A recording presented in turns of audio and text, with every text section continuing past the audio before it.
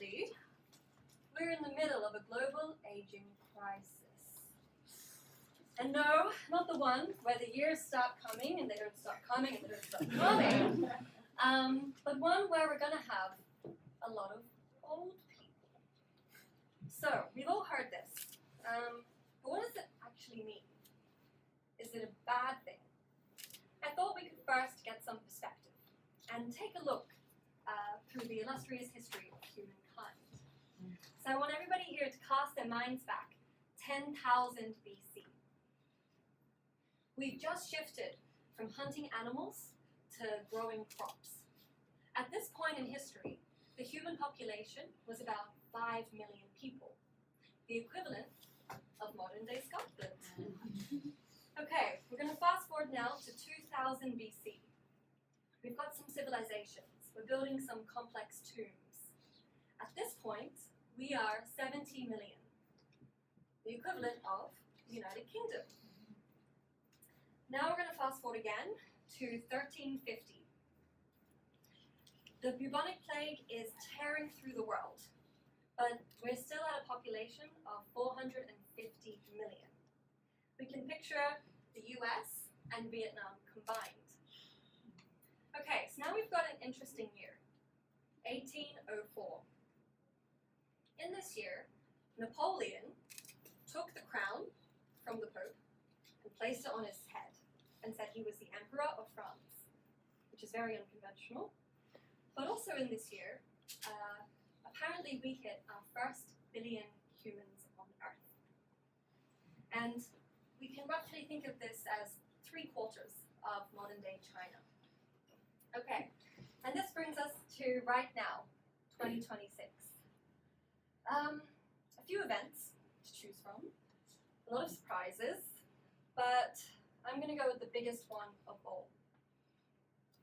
Justin Bieber choosing Billie Eilish to be his one less lonely girl at Coachella. Now, for those of you who may not understand that sentence, Billie Eilish is a global megastar. She's 24 and she's already had 10 Grammys. But just for a moment, we got to witness one of the most famous people in the world become a regular girl again. Because as a teenager, her bedroom was covered in Justin Bieber posters.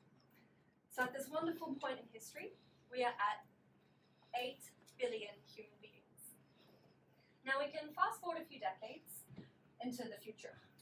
2100, it's definitely going to look like this. And actually, we're projected to level out and stabilize at about 10 billion humans. So if we put this on a timeline, it's not actually like this gentle increase. It's kind of a very terrifying right angle. To somewhere between Napoleon crowning himself Emperor of France and Justin Bieber singing to Billie Eilish, we have added 7 billion human beings to the planet. How did we do that? Did we start to have lots of babies?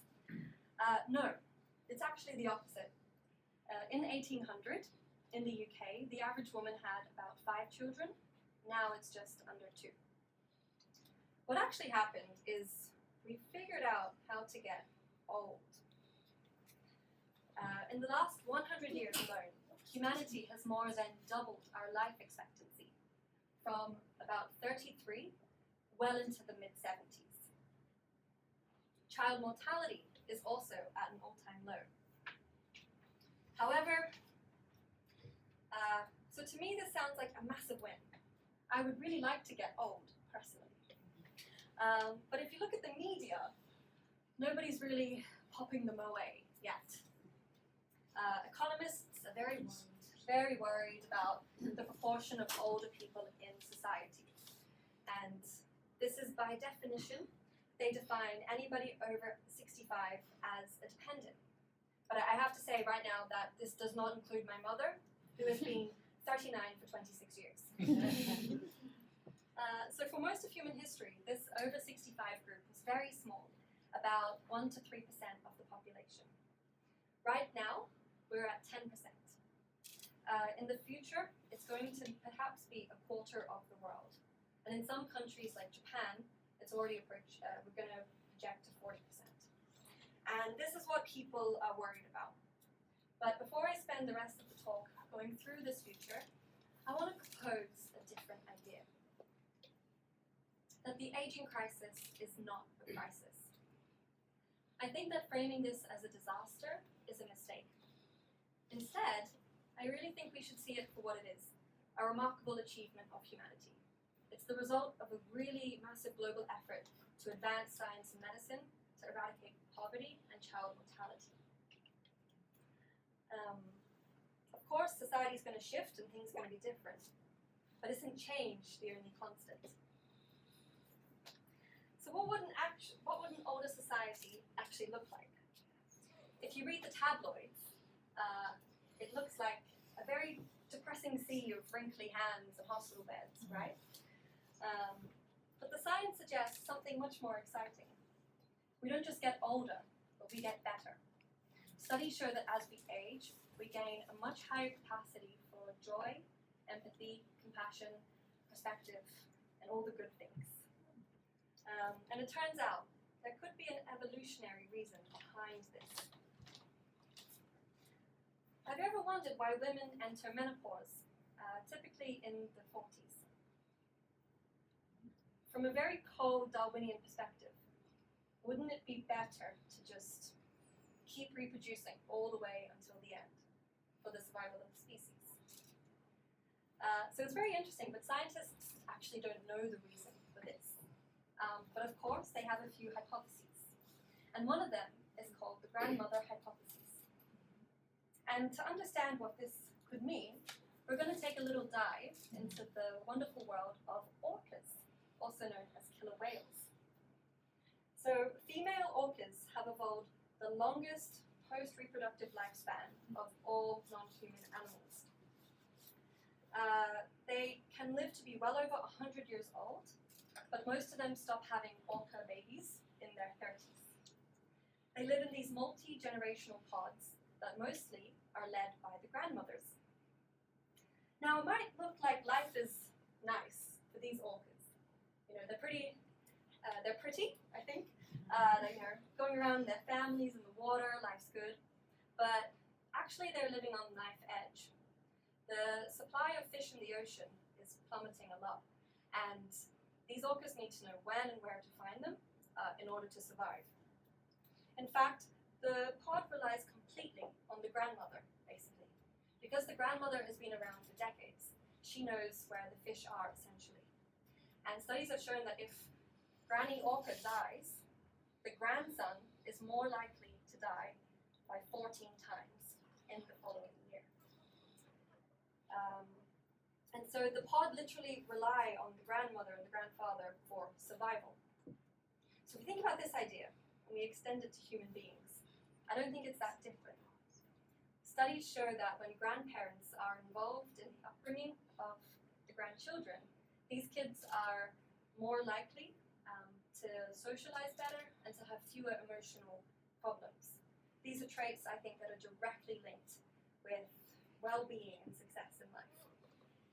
And we can go beyond just the family. And what if we think about the whole pod of society? Think about what happens when humans reach 60s and 70s. They retire, but at this point, they are at the peak of their career. The wisdom is the greatest, their networks are the largest, their experience is the deepest it's ever been. Our elders aren't a burden. Instead, they're a massive, untapped reserve of expertise and wisdom. Let's have a look. So we've got David Attenborough, who literally turned 100 a few weeks ago. Like a granny orca, he has spent the last 100 years accumulating a library of knowledge about the world that he continues to share with us. We could also look at Hayao Miyake, who is one of the co-founders of Studio Ghibli. He's retired about 5 times by now, but his creative drive is so powerful that at the age of 82, he went back, created The Boy and the Heron, and that won the Oscar. An older society is not a shrinking society. It's not a dying society. In fact, I think an older society is going to be abundant in knowledge, wisdom, and mentors that can help us navigate the unknowns ahead. So, for all the gifts of an older society might bring, there is the unavoidable question. Who cares? And not in the cynical way of nobody cares, but I mean literally, like physically, who is going to care for these people? Our minds might get wiser, but at the end of the day, our bodies are still made of carbon and bone, which degenerate over time. Now, when I look to this future, I see personally 3 doors we could go down. The first door is families. This is currently the main form of care in the world right now. In developed countries, about 10% of adults are already providing unpaid home care for a relative. But here's the reality of door number 1. 67% of those family members are women. And they are about the age of 50 on average, providing 20 hours of unpaid care a week. Now, I think intergenerational households are wonderful, but I don't think we should plan this society that's going to completely rely on the unpaid labor of family members. So let's look at door number 2. We've got professional caregivers. So these are people who help with the activities of daily living. These are tasks that we need to do in everyday life that we take for granted until we can't do them anymore, like eating, bathing, going from bed to a chair. But in a society, I don't think we do a very good job of looking after the people who look after us. In fact, caregivers are 45 times more likely to develop muscle and back injuries from the sheer heavy loads of having to lift people from A to B. And at the moment, it's currently an economically undervalued and potentially dangerous job for people to take on. But you could say, okay, but we could just recruit people to do this. We could, make the salaries higher, we can do things, and this might be true. But I thought, let's find out in the pub tonight. So in the break time, I handed out some colored cards. And what this is going to be about is forming a little village of people. So does anyone have a blue card here? Okay, excellent. So you are our children and babies and teenagers, okay? Or you could be people off work. So let's say we've got a village of 50 people. You're going to be 20% of our future population. So we've got 10 of you here tonight. Take the night off, you're just kids. Next up, who got a red card? Pink, it's kind of pink. Yeah, okay. Thank you guys so much. You're going to be about 40% of our population, so there's 20 of you, and you're going to keep our village going, okay? We really need you. Now, what about any green card members? Okay, all at the back. Okay, excellent. So, congratulations, you are our older population, right? And the projections are that you're going to, in a country like Japan, this could reach 40%. But, we can't assume you're going to be working. So according to NHS data, 70% of this over 65 population, they're going to be fine. They don't need any help. I'm going to call these our David Attenboroughs, right? That's the vast majority of this older group. Do we have any David Attenboroughs at the back? You might have a DA on your card. Ooh. But there was also I made too many. So okay. We got most of us are David Attenboroughs. Great. You're living out your best life. You're making a documentary right now. But about 30% of you are going to need some help with your daily activities. And now on the back of the green cards, 6 of you have a heart signal. Does anyone have that? Okay, so if we look here, these people are going to need help. Okay? So to look after these 6 people comfortably, we're going to need our working population to do this. So I'm going to assign 1 caregiver to look after 2 people who need help. Okay? So does anyone have a green cross on their card? Okay, we have a green cross and a green cross. And anyone else? Okay, great. Well, so we just have 2 here.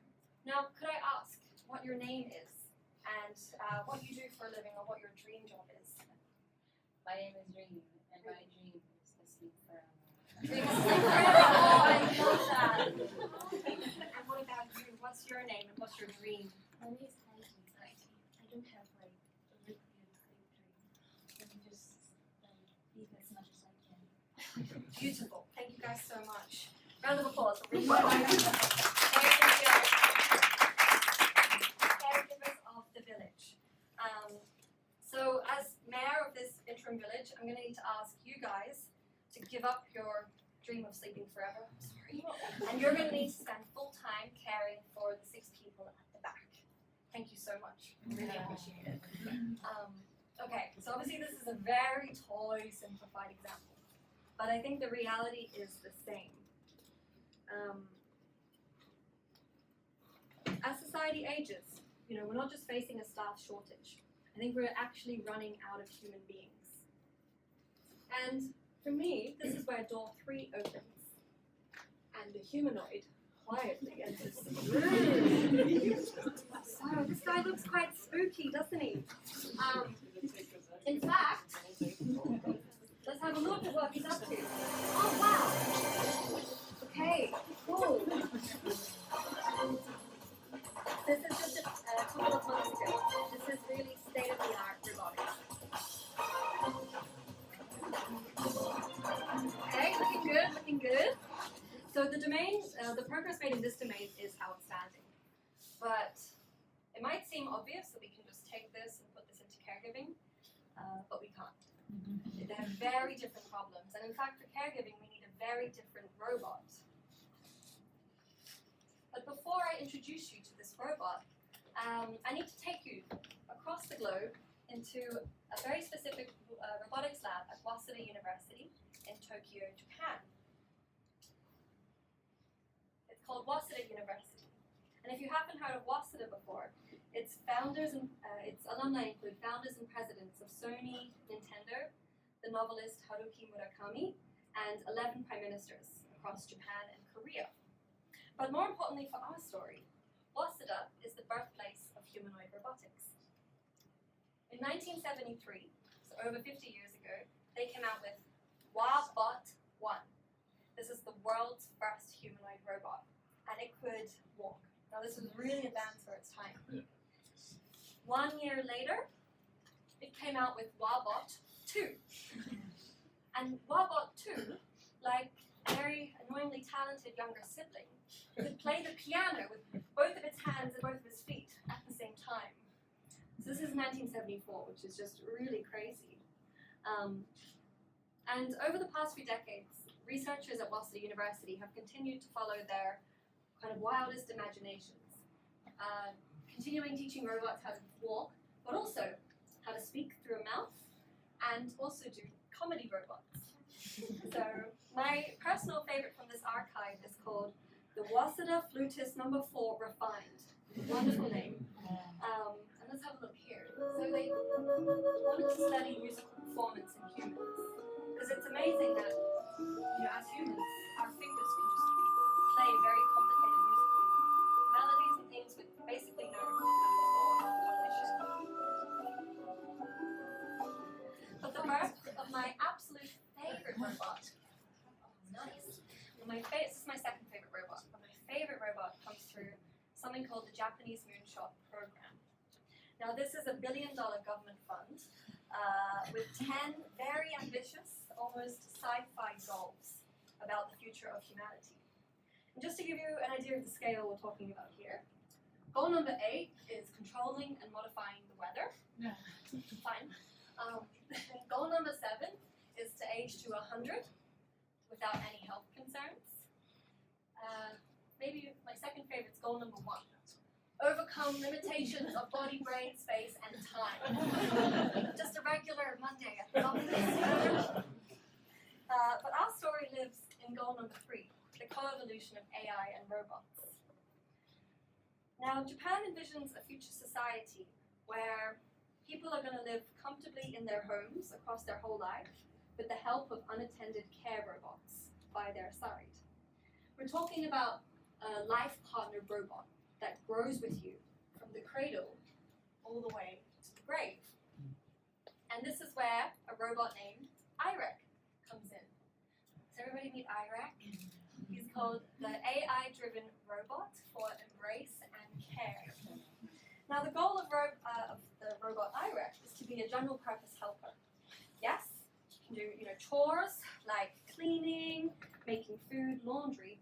But I think more interestingly is he could provide long-term intensive care to those who need it. That's the dream. Now last summer, I left my research team in Edinburgh and got to spend a month in Tokyo with the Waseda team, working on IREC. While I was there, IREC literally lifted me out of a chair. He gently put socks on my feet, and even I was lying down in a bed, and he flipped me over to simulate having my nappy changed. And it was really wild. So I've been researching robotics for the past 5 years, across 5 different countries, and this is the first time a robot ever intentionally touched me. Like, it's normally we're like, we stand 5 meters away, and we look, and we have a big emergency stop button. So it was very crazy to have a robot, interact and do the task to you. Initially, it was very scary, I won't lie. It was kind of like the anticipation you get before getting your bloods taken. Your body tenses up because you don't know what to expect. But after a few interactions, my brain kind of trusted it, the fear melted away, and I was, wanting to go again and go again. So right now, IREC is using AI to learn these daily tasks of everyday living. Amazing. So here we've got IREC, kind of helping somebody up out of bed who might not have the strength to do so. And we're just using mannequins because not some of the technology is ready for humans, some of it is not. And I think so far we've got pretty strong signs of life that this will be possible. It's not just a fiction thing, but in the next few decades we should be able to do this. So let's weigh it up. What are the pros and cons of inviting IREC into your own home? On the pro side, okay, let's think. We're going to get 24/7 care at a fraction of the cost of a human worker. Big pro. We're also going to get immense strength, right? These robots are strong. They can lift very heavy loads, so there's no more risk to the human caregiver potentially anymore. We also don't have to renovate your home by installing different bits of medical equipment and things like that. And unexpectedly, another big pro is dignity. Studies show that when people need help with private tasks like toileting and bathing, they would actually prefer a robot to help them than a family member or a complete stranger. A robot has infinite patience. A robot won't judge you. But obviously we've got the con side. So even if we can guarantee 100% safety, the person receiving the care is going to lose a vital source of human contact. Another serious risk is that this technology mutates, into something. Or, if we look at social media in the past 15 years, designed for one thing and then, something else kind of happens. But the bottom line is this. In the coming decades, I think that these robots will be able to provide round-the-clock, affordable care. The engineering problem is being solved, but the question left for us is, should we let them?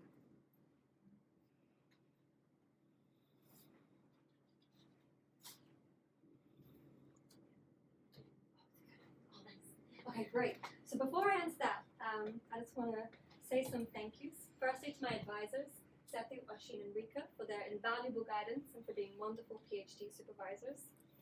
I've also got my lab at Edinburgh University who are involved in this moonshot project.